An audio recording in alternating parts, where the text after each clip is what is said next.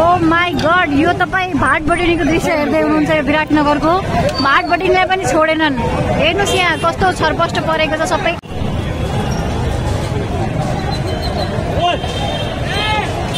विराटनगरको condition एकदम खराब चलिरहेछ अहिले। ट्रान्समिटर पनि उयो गरिदियो क्या, सबै बत्ती बुझाइदियो त भित्र। सब माथि गइसक्यो, चढिसक्यो माथि सब। मोबाइल तपाईहरु महँगो महँगो सामान सब लुट दिन्छ भाइ। त्यही त लाइभ क्यामेराहरु फर्स्ट टाइम नेपाल हिस्ट्रीमा यस्तो भएको हो। First time.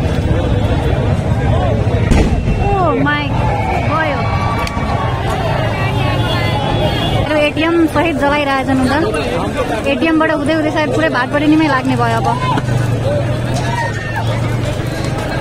सोचेको भन्दा बढी भइसक्यो यहाँ।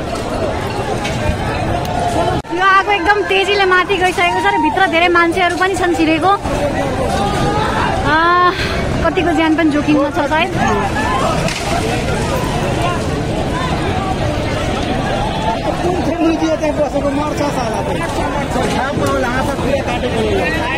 एकदम डर लाग्दो दृश्य छ अहिले।